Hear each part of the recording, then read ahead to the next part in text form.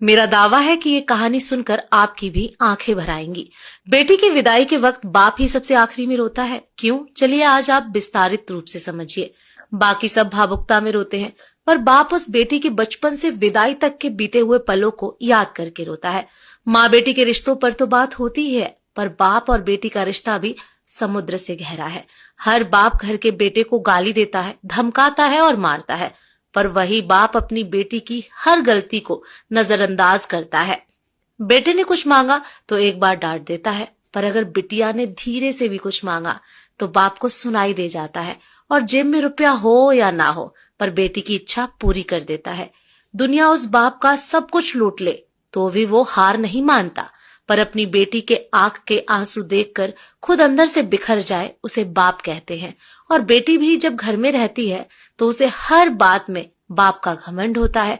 किसी ने कुछ कहा नहीं कि वो बेटी तपाक से बोलती है, पापा को आने दे फिर बताती हूँ।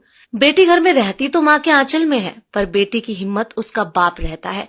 बेटी की जब शादी में विदाई होती है तब वो सबसे मिलकर रोती है, पर जैसे ही विदाई के वक्त कुर्सी समेटते बाप को देखती है, जाकर झूम जाती है और लिपट जाती है और ऐसे कस के पकड़ती है अपने बाप को जैसे माँ अपने बेटे को, क्योंकि उस बच्ची को पता है ये बाप ही है जिसके दम पर मैंने अपनी हर जिद पूरी की थी।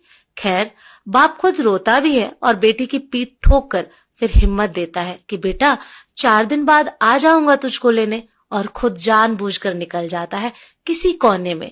और उस कोने में जाकर वो बाप कितना फूट फूट कर रोता है, ये बात सिर्फ एक बेटी का ही बाप समझ सकता है।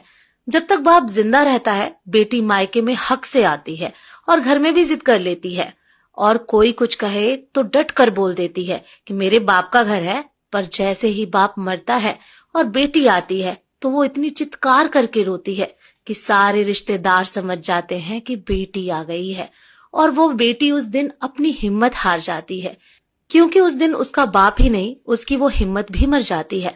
आपने भी महसूस किया होगा कि बाप की मौत के बाद बेटी कभी अपने भाई भाभी के घर वो जिद नहीं करती जो अपने पापा के वक्त करती थी। जो मिला खा लिया, जो दिया पहन लिया, क्योंकि जब तक उसका बाप था तब तक सब कुछ उसका था। यह बात वो अच्छी तरह से जानती है।